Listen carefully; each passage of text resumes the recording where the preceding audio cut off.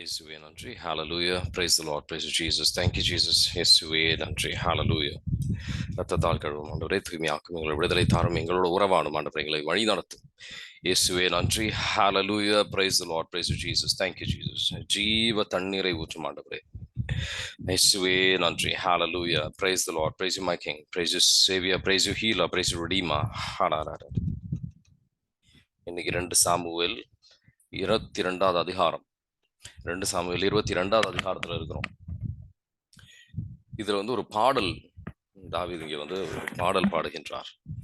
இந்த பாடலை வாசிக்கும் போது நம்ம மனசுல வர வேண்டியது, 1 சாமுவேல் 2வது அதிகாரத்துல ஹன்னா எழுதின பாடல், ஆண்டவர் கொடுத்த அற்புதமான வெற்றிகளுக்கு வழியாக அவங்க எழுதின அற்புதமான ஒரு குழந்தை கொடுத்த பாகியத்தை வைத்து மனதில் வைத்து அவங்க எழுதின பாடல்.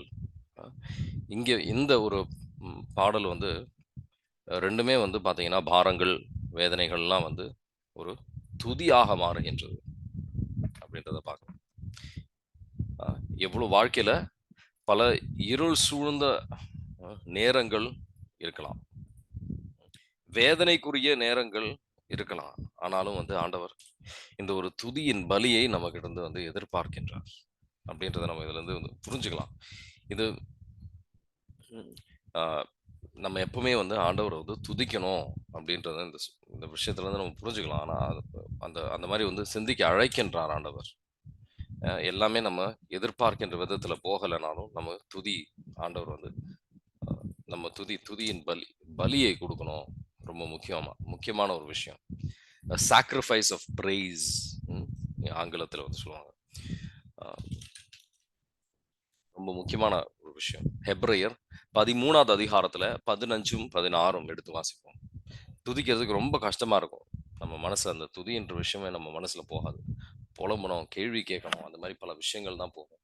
ஆனாலும் அந்த துதி கொடுக்கணும் அப்படின்னு சொல்லி ஆண்டவர் அழைக்கின்றார். ஹெப்ரேயர் 13வது அதிகாரத்துல 15, 16 வாசிக்கிறீங்களா?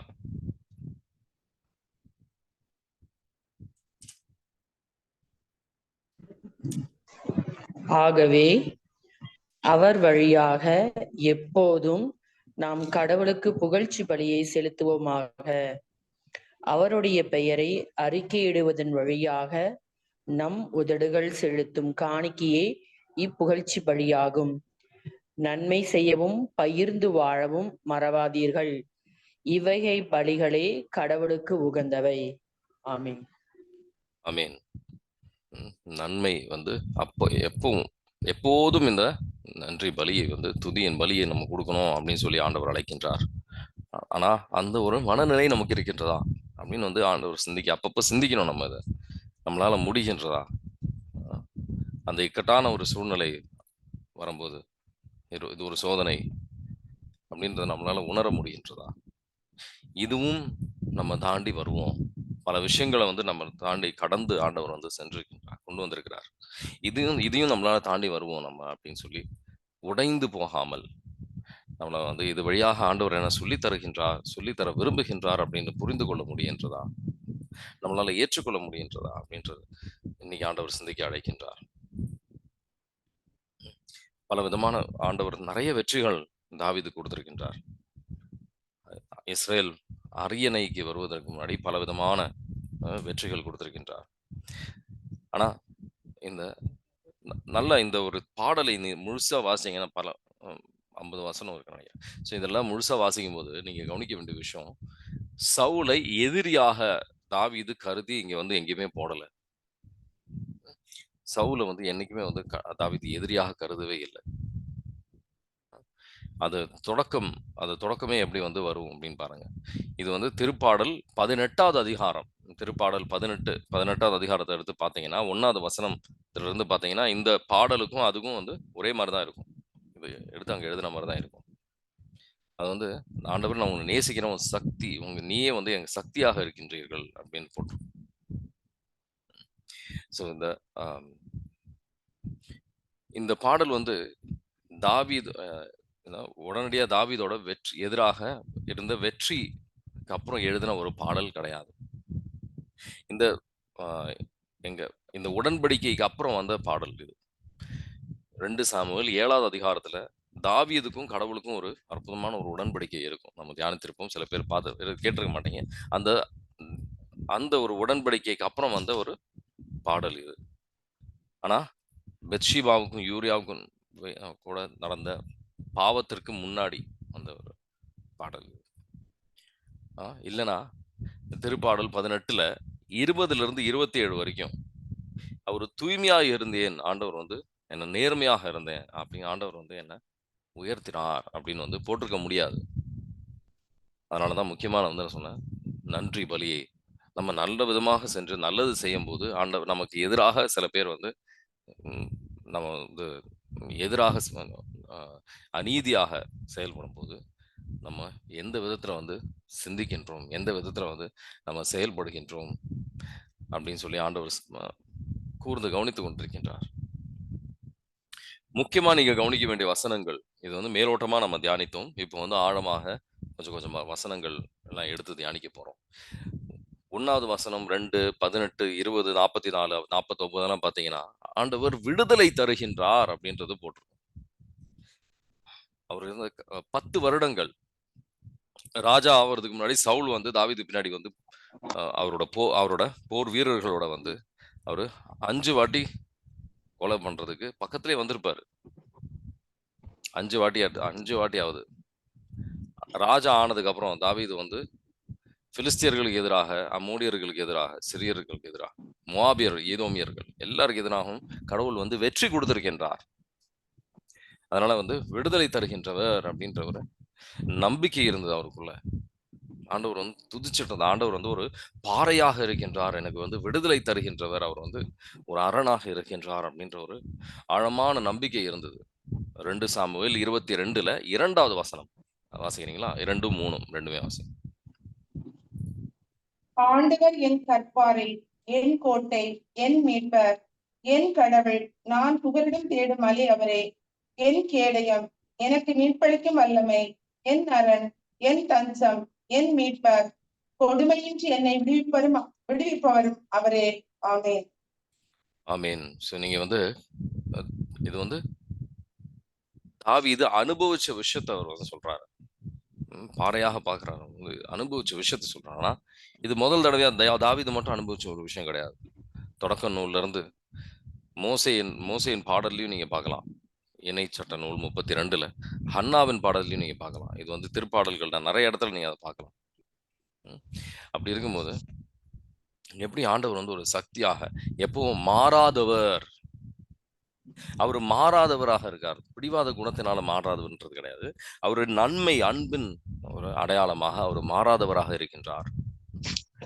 எதுல மாற்றம் நம்ம வந்து மாறணும். அவரை போல் நம்ம மாறணும். ஆனா நம்ம பிடிவாத குணத்தோட, பாவத்தோட பிடித்து நம்ம ஆண்டவரை விட்டு விலகி நிற்கின்றோம் பல நேரத்துல. தெரிஞ்சும் தெரியாமலும் நம்ம அந்த மாதிரி செயல்பட்டு கொண்டிருக்கின்றோம். ஆனா ஆண்டவர் வந்து நம்மகிட்ட வந்து மாறாதவராக இருக்க அந்த மாதிரி இருக்கணும் அப்படின்னு சொல்லி ஆண்டவர் அழைக்கின்றார். நம்மளால அந்த மாதிரி அவரை மாதிரி இருக்க முடிகின்றதா? அவரை மாதிரி ஒரு அரணாக இவங்க வந்து நம்பிக்கைக்குரியவர்கள். நம்ம நம்பிக்கை வைக்கலாம் அப்படின்ற ஒரு எத்தனை பேர் வந்து நம்மளை பார்த்து சொல்ல முடியும்? எத்தனை வாட்டி வந்து தாவீதோட எதிரிகள் தாவீதை சூழ்ந்து இருந்தாலும் ஆண்டவர் வந்து ஒரு அரணாக ப்ரொடெக்ட் பண்ணிட்டு அவர் விடுதலை கொடுத்துட்டு இருந்தார். இந்த அடுத்த ஒரு விஷயம்லாம் பார்த்தீங்கன்னா, எப்படி கடவுள் வந்து இவருக்கு ஒரு வெற்றியை வந்து வெற்றியை கொடுத்தார் அப்படின்றத பார்க்குறோம். அதே நேரத்துல தாவீது வந்து உணர்ந்த ஒரு விஷயம் என்னன்னா, அவருக்கும் இறப்புக்கும் வந்து கொஞ்சம் தான் கொஞ்சம் தான் ஒரு ஒரு படி அங்கதான் வந்து இறப்பு இருக்கின்றது. ஏன்னா சவுல் வந்து பின்னாடி இருந்துட்டு இருந்தார் அழிக்கிறதுக்காக.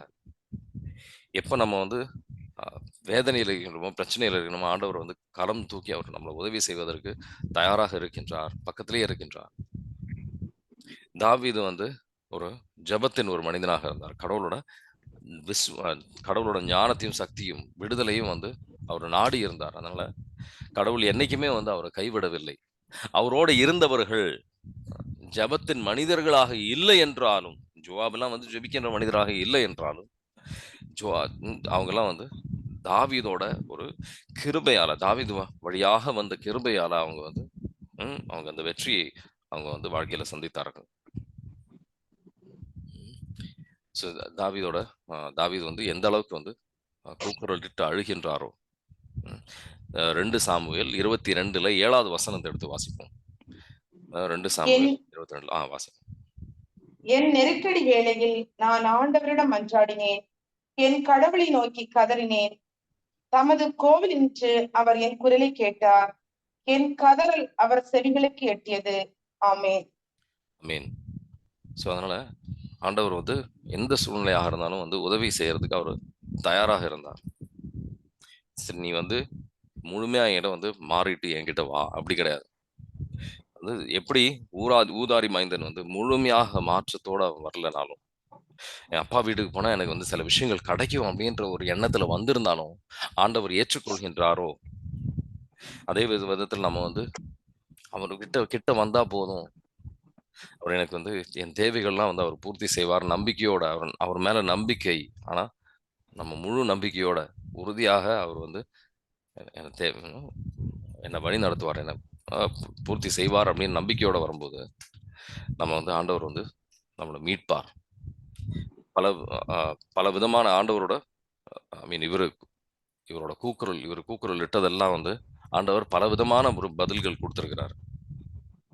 பல விதமான வந்து அவரு தப்பிக்கிறதுக்காக பல முறைகள், அவர் பல வழிகள் கடவுள் கொடுத்திருக்கிறார். பல வழிகள். இவர் பின்னாடியே வந்து யாரு, தாவீதுக்கு பின்னாடியே வந்து சவுல் வந்திருப்பாங்க. அப்படி எப்படி வந்து எப்போ இன்னும் கொஞ்ச நேரத்துல வந்து தாவீது வந்து சவுல் கரத்துல வந்து விழுந்து இறப்புக்கு உள்ளாக வேண்டிய நேரமா பார்த்து பிலிஸ்தியர்கள் வந்து தாவீதை வந்து அட்டாக் பண்ணுவாங்க. பல விதமான வழிகளில் வந்து தாவீதுக்கு ஆண்டவர் வந்து ஒரு ப்ரொடெக்ஷன் கொடுத்துருக்கிறாரு. ஒரு விதம் 2 விதம் அப்படின்றது கிடையாது.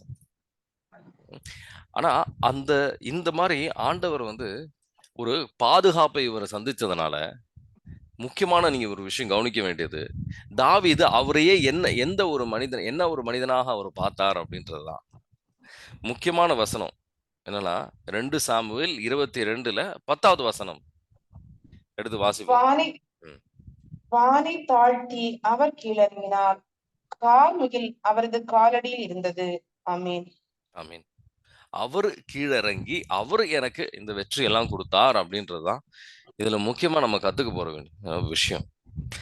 ஆண்டவர் தான் நமக்கு வந்து எல்லா வெற்றியும் தருகின்றார்.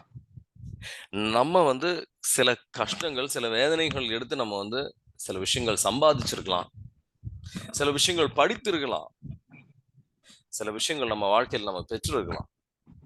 எல்லாமே ஆண்டவரின் கிருபையால அப்படின்ற ஒரு ஆழமான நம்பிக்கை வந்து தாவீதுக்கு இருந்தது. ஆண்டவரே இறங்கி வந்து அங்க செயல்பட்டு இருக்கிறார்ன்ற ஒரு ஆழமான நம்பிக்கை தாவீதுக்கு இருந்தது. அதனால இந்த போர் வீரர்களோட, இந்த ஆர்மியோட வழி நடத்துறவர் கடவுள் தான் அப்படின்ற ஒரு, அவர் தான் கமாண்டர், நான் வேலைக்காரன் அவ்வளவுதான் அப்படின்ற ஒரு ஆழமான ஒரு சிந்தனை அவருக்கு இருந்தது. எல்லா மகிமையும் கடவுளுக்கே அவர் கொடுத்தார். ஆண்டவரே வந்து அங்க செயல்பட்டார் அப்படின்னு. ஆண்டவரை பாடலாம் பாடணும் அப்படின்னு சொன்னா இறங்கி வந்து நான் ராஜா, நான் மேலதான் நிற்பேன், வேற யாராவது ஆடிக்கணும் அப்படி கிடையாது. அவர் இறங்கி வந்து ஆடுவதற்கு அவர் தயாராக இருந்தார். ஏன்னா அந்த அளவுக்கு வந்து தாவீது கடவுளோட ஒரு பாதுகாப்பை அனுபவிச்சிருந்தார். முழுமையான ஒரு ஆழமான நம்பிக்கை இருந்தது. நம்ம எந்த விதத்துல சிந்திக்கின்றோம், அது வந்து ஆண்டவர் வந்து சிந்திக்க அழைக்கின்றார். பல நேரத்தில் நம்ம வாழ்க்கையில நமக்கு பெற்ற விஷயங்கள், ஆண்டவர் தந்த ஆசீர்வாதங்களை நான் நேடினேன், நான் இது மாதிரி செஞ்சிருக்கிறேன், நான் அந்த மாதிரி சம்பாதிச்சிருக்கிறேன், நான் இந்த மாதிரி, எனக்கு இந்த மாதிரி இருக்கு, நான் பெரிய ஆளு அப்படின்னு சொல்லி நம்ம மாறுதட்டி பேசிக்கிட்டு இருக்கிறோமா, இல்ல ஆண்டவருக்கு மகிமை கொடுக்கின்றோமா? 1 கொரிந்தியர் 1வது அதிகாரத்துல 26ல இருந்து 31 வரைக்கும் வாசிப்பேன். 1 கொரிந்தியர் 1வது அதிகாரத்துல 26ல இருந்து 31 சில முக்கியமான வசனங்கள்.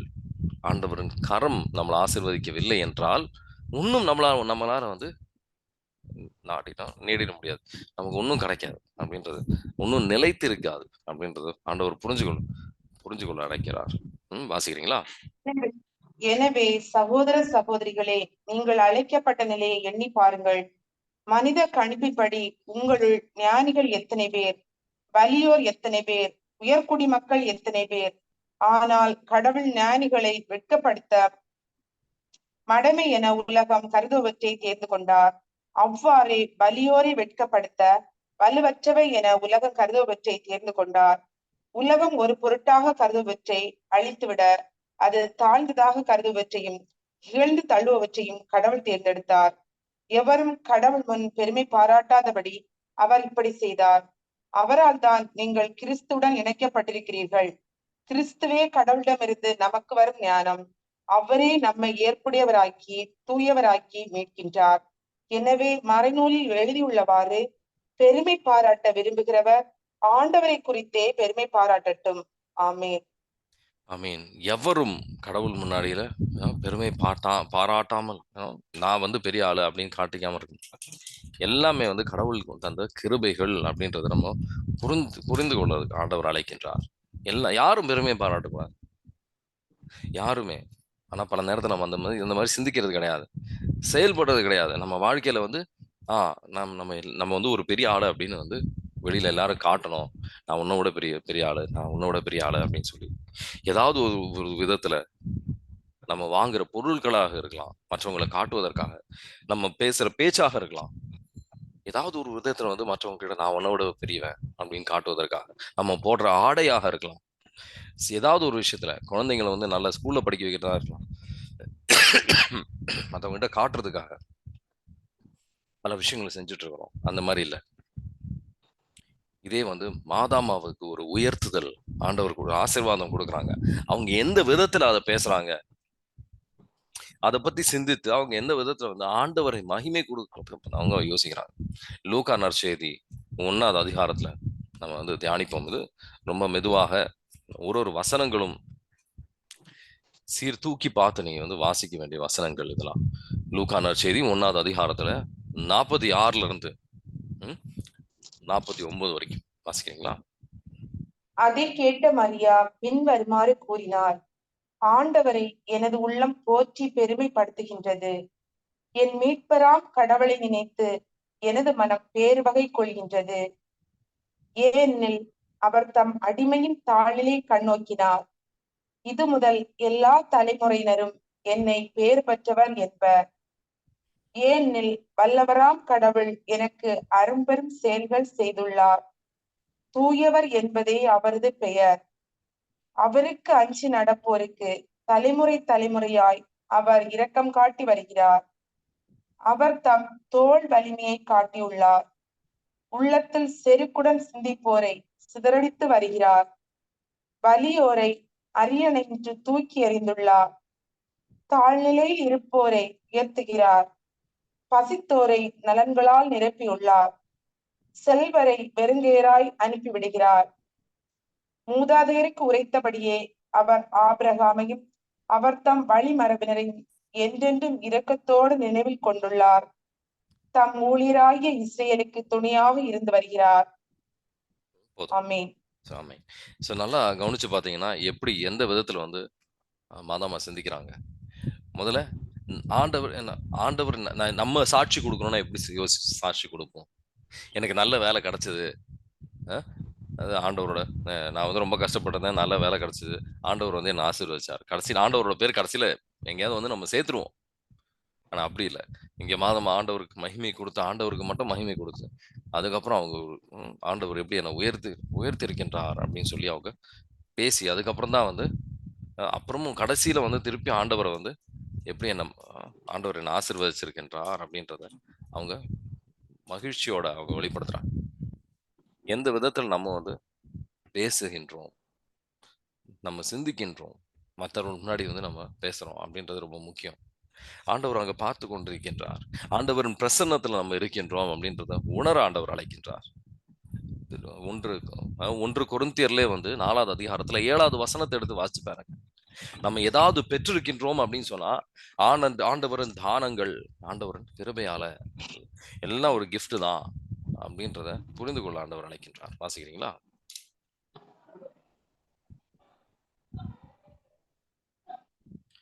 நம்ம கரத்தில் இருக்கின்ற சக்தியிலிருந்து, கண்ணுக்கு இருக்கின்ற காட்சியிலிருந்து எல்லாமே வந்து ஆண்டவரின் கிருபை அப்படின்றத, மூச்சு வரைக்கும் எல்லாமே ஆண்டவரின் கிருபை அப்படின்றத உணர ஆண்டவர் அழைக்கின்றார். வாசிக்கிறீங்களா? 4:7 1 கொரிந்தியர் 4:7. நீங்கள் மற்றவர்களை விட உயர்ந்தவர்கள் என்று சொன்னவர் யார்? உங்களிடம் உள்ள அனைத்தும் நீங்கள் பெற்றுக்கொண்டவைதானே. பெற்றுக்கொண்டும் பெற்றுக்கொள்ளாதது போல் பெருமை பாராட்டுவது ஏன்? ஆமென். ஆமீன். பெற்றுக்கொண்டால் பெற்றுக்கொள்ளாததை போல் ஏன் பெருமை பாராட்டுறீர்கள் அப்படின்ட்டு தெளிவாக நல்ல அற்புதமான ஆழமான ஒரு கேள்வி அது. ஏன் சக்தியால் நான் கஷ்டப்பட்டு நான் நான் நான் அப்படின்னு சொல்லி ஆண்டவருக்கு எதிராக நம்ம பாவம் செய்து கொண்டிருக்கின்றோம் உணர ஆண்டவர் அழைக்கின்றார். அதாவது திருப்பாடல் 127 ஒரு முக்கியமான திருப்பாடல். இதெல்லாம் வந்து மனப்பாடமா நம்ம மனசுல இருக்க வேண்டிய சில பாடல்கள். 127 1ம் 2ம் வாசிக்கிறீங்களா? ஆண்டவரே, வீட்டை கட்டவில்லை எனில் அதை கட்டுவோரின் உழைப்பு வீணாகும். ஆண்டவரே, நகரை காக்கவில்லை எனில் காவலர்கள் விழித்திருப்பதும் வீணாகும். வைகரை விழித்தெழுந்து நள்ளிரவில் ஓய்வெடுக்கும் வரை மானிடர் தம் உணவுக்காக வரிந்து உழைப்பது வீணே. உறங்கும் போதும் கடவுளின் அன்பர் தேவையானதை அவரிடமிருந்து பெற்றுக்கொள்வர். ஆமென். ஆமென். அற்புதமான வசனங்கள். உறங்கும் போதும் நம்ம தேவைகளை ஆண்டவர் வந்து பூர்த்தி செய்வார். உறங்கும் போதும் ஆண்டவர் வந்து உறுதியாக பூர்த்தி செய்வார். நீங்க நம்பிக்கை வைக்க தயாரா? உங்க நம்பிக்கைக்கு ஏற்றபடியாக அவர் அதை பூர்த்தி செய்வார். உங்க நம்பிக்கைக்கு ஏற்றபடியாக அவர் உறுதியாக அதை பூர்த்தி செய்வார். பல நேரத்தில் இந்த மாதிரி நம்பிக்கை இல்லாதனாலதான் ஆண்டவரோட கிருபை நம்ம வாழ்க்கையில இறங்காம இருக்கின்றது, தடையாக இருக்கின்றது அப்படின்னு நம்ம உணர்வது கிடையாது.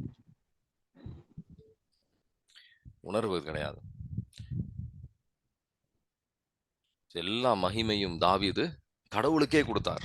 எல்லா மகிமையும் நம்மளால கொடுக்க முடிகின்றதா அப்படின்றதா நம்ம சிந்திக்கணும் முக்கியமா.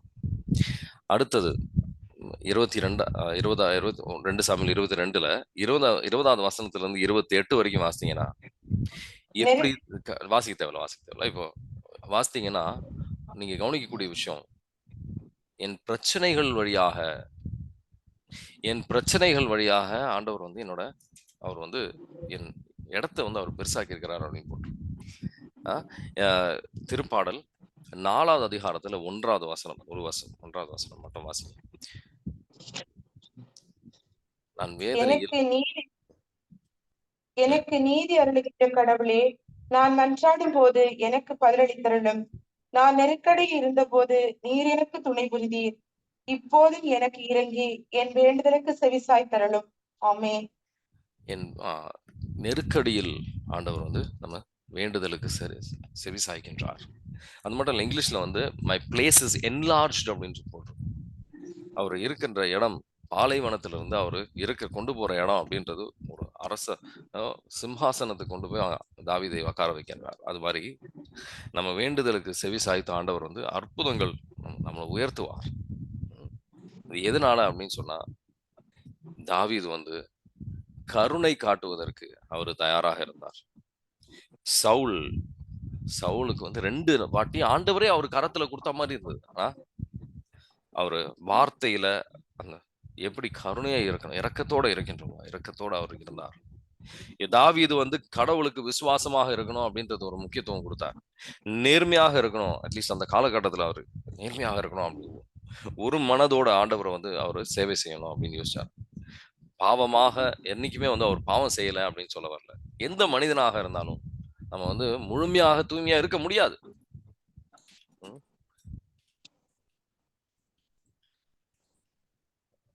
புரியுதுங்களா? ஒரு மனிதனுமே வந்து நீதிமொழிகள் 24வது அதிகாரத்துல 16வது வசனத்தை எடுத்து வாசிப்பார். நீதிமொழிகள் 24வது அதிகாரத்துல 16வது வசனம்.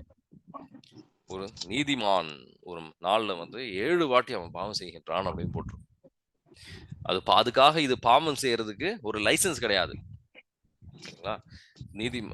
நீதிமான் ஒரு நாள்ல வாசி. நல்லவர் 7 முறை விழுந்தாலும் எழுந்து நிற்பார், பொல்லா துன்பம் வந்தவுடன் விழுந்து விடுவார். ஆமென். ஆமென். 7 முறை விழுந்தாலும். சில பேர் வந்து பாவம் எல்லாம் செய்யும்போது ஆச்சரியக்குரிய ஒரு சிந்தனையாக இருக்கிறாங்க. அப்படி இல்லை, அது வந்து எந்த மனித இயல்பு அப்படின்றது ஒன்று இருக்கு. இயேசு ஆண்டவர்கிட்ட வந்து ஒருத்தர் வந்து கேட்கிறாரு, நல்ல போதகரே அப்படின்னு சொல்லி ஒரு செல்வந்தர் வந்து மத்தேயு 18 பார்த்தீங்கன்னா நினைக்கிறேன், 18 19 ஸோ 19 பார்த்தீங்கன்னா நல்ல போதகரேன்னு சொல்லுங்க, யாருமே நல்லவங்க கிடையாது அப்படின்னு. யாருமே நல்லவங்க கிடையாது அப்படின்னு, கடவுள் மட்டும்தான் அப்படின்னு சொல்லி நல்லவர் அப்படின்றார். தெளிவாக இயேசு ஆண்டவர் சொல்லிக் கொடுப்பார். ஏன்னா மனித இயல்பில் அந்த பாவத்தினால, ஆதாம் ஏவாள் இந்த பாவத்தினால நமக்குள்ள ஒரு பாவத்துக்கு ஏதுவான ஒரு எண்ணங்கள் நமக்குள்ள இருக்கின்றது அப்படின்றத ஆண்டவர் உணர அழைக்கின்றார். அது புரிஞ்சுக்கும். நம்ம அதனால மற்றவங்களுக்கு வந்து அதிகமா தீர்ப்பிடுவது, மற்றவங்களை வந்து நமக்குள்ள இருக்கின்ற சைக்காலஜில சொல்லுவாங்க, நமக்குள்ள இருக்கின்ற பாவங்களை மற்றவங்களுக்குள்ள வந்து நம்ம ரொம்ப தெளிவா கண்டுபிடிப்போம் அப்படின்னு சொல்லுவாங்க. சைக்காலஜில என்ன சொல்லுவாங்க, நமக்குள்ள நம்ம வெறுக்கின்ற பாவங்கள் மற்றவர்களுக்குள்ள நம்ம அதை பார்க்கும்போது நம்ம தீர்ப்பளிப்பது ரொம்ப எளிதாக நம்ம கண்டுபிடிப்போம், நம்ம தீர்ப்பும் அளிப்போம் அப்படின்னு சொல்றாங்க. அதனால இரக்கத்திற்கு முக்கியத்துவம் கொடுக்கணும். நம்ம மற்றவங்க பாவத்தை கண்டுபிடிப்பது பதிலாக இரக்கம் காட்டுவதில் ஒரு முக்கியத்துவம் நம்ம உள்ளத்துல இருக்கும்போது நம்ம ஆன்மீகத்துல ரொம்ப ரொம்ப சீக்கிரமா வளர்ந்துடலாம். ரொம்ப சீக்கிரமா ஆன்மீகத்துல நல்லா வளரணும் அப்படின்னு சொன்னா, இன்னும் எப்படி ஆண்டவரே, இன்னும் எப்படி நான் இரக்கத்தை காட்டணும் அப்படின்னு சொல்லுங்க, எனக்கு வெளிப்படுத்தும் ஆண்டவரே அப்படின்னு சொல்லி. எப்படி இவர் சவுலுக்கு வந்து 2 வாட்டி கொலை பண்றதுக்கு வாய்ப்பு இருந்தாலும் அவரு கொலை பண்ணாமல், கொலை செய்யாம வந்து விசுவாசமாக இரக்கத்தோடு அவர் இருக்கின்றார். நேத்திக்கு நம்ம ஜெபிச்ச மாதிரி அவரால் ஆண்டவர் கொடுத்த அபிஷேகத்தை வந்து சவுல்ல வந்து அவரால் பார்க்க முடிஞ்சது. இத்தனைக்கும் சவுல் அபிஷேகத்தன் இருக்கின்ற நபராக அவர் செயல்படவில்லை என்றாலும், ஏன்னா அவர் உள்ளம் ஆண்டவரோட திருவுளத்துக்கு கீழ்ப்படிந்த ஒரு உள்ளமாக இருந்தது. திருப்பாடல் 2 சாமுவேல் 22வது அதிகாரத்துல 27வது வசனம் ஒரு முக்கியமான வசனம், வாசிக்கிறீங்களா? 22வது அதிகாரத்துல, ஆமா 27. தூயவருக்கு தூயவராகவும் வஞ்சகருக்கு விவேகியாகவும் உம்மை நீர் காட்டுகின்றீர். ஆமீன். ஆமீன். முக்கியமான வசனம். வஞ்சகருக்கு எப்படி அவர் காட்டுறாரு? விவேகியாகவும். தூயவருக்கு அவர் தூயவர் வருவார். அவர் சிறு பிள்ளையா நம்ம மாறும்போது அவர் சிறு பிள்ளையா வந்து நம்மளோட அவர் உறவாடுவார். எதனால செயின்ட் ஆந்தனியோட வந்து அவர் சிறு பிள்ளையா அவர் கரத்துல நிற்கிறார்? ஏன்னா அவர் சிறு பிள்ளையா மாறி இருக்கின்றார். நம்ம கிட்டயும் மாதாமா கிட்ட அந்த மாதிரி வர முடிஞ்சதுன்னா அவங்க சிறு பிள்ளையா ஆகிறதுக்கு அவங்க தயாராக இருந்தாங்க. நம்ம கிட்டயும் ஒவ்வொருத்தர்கிட்டயும் வந்து அது சும்மா நம்ம பார்த்து ஜெபிக்கிறதுக்காக மட்டும் கிடையாது, நம்ம கிட்டயும் அந்த தூய்மையை எதிர்பார்க்கின்றார். அந்த விதத்துல நம்மளும் மாறுவோம், அவரை பார்த்து சில விஷயங்கள் கற்றுக்கொள்வோம், விவிலியத்தை வாசித்து நம்ம அந்த மாதிரி சில விஷயங்கள் கற்றுக்கொள்வோம் அப்படின்னு சொல்லி ஆண்டவர் ஆசைப்படுறார். தாகமோடு நம்மளை தேடி வருகின்றார். நம்ம அந்த மாதிரி மாறுறதுக்கு தயாரா அப்படின்றதுதான் வந்து கேள்வி, வேற ஒன்றும் கிடையாது. ஆனா சூழ்ச்சி வாய்ந்த மனிதர்களாக ஆண்டவர் நேர்பாதையை விட்டு நம்ம விலகி செல்லும் போது ஆண்டவர் வந்து சூழ்ச்சி வழியாக தான் நம்ம அந்த பாதையை விட்டு விலகி நேர்பாதைக்கு கொண்டு வர அவர் முயற்சி செய்வார். நம்ம உள்ளத்தை அர்ப்பணிப்போம், சூழ்ச்சி உள்ள மனிதர்களாக அல்லாமல் இந்த அந்த அந்த சின்ன பாதையில், குறுகிய பாதையா தான் இருக்கும். ஆமா, ரொம்ப கஷ்டம் தான், ரொம்ப எளிதெல்லாம் கிடையாது. சிலுவையை தூக்கி தான் நம்ம வர சொல்றாரு. அவர் தன்னலம் நாடாமல் தான் வர சொல்றாரு, இல்லைன்னு சொல்லல. செல்ஃபிஷா இருந்தா வர முடியாது. ஆனா அவர் பிள்ளையா மாறணும்னா வேற வழி கிடையாது. இது ஒண்ணுதான். ஆண்டவரே, உம் ரத்தத்தால் எங்களுக்கு கழுவும் ஆண்டவரே. கண்களும் காதுகளும் திறக்கப்படட்டும். உங்க அற்புதமான ஞானம் நிறைந்த, அறிவு நிறைந்த வார்த்தையை புரிந்து அதுக்கு ஏற்றபடியாக நடக்கக்கூடிய எங்களுக்கு கிருபை தாரும். இயேசுவே நன்றி. Hallelujah. Praise the Lord. Praise you, my King. Praise you, Savior. Praise you, Healer. Praise you, Redeemer. Amen. God bless you. Have a nice day.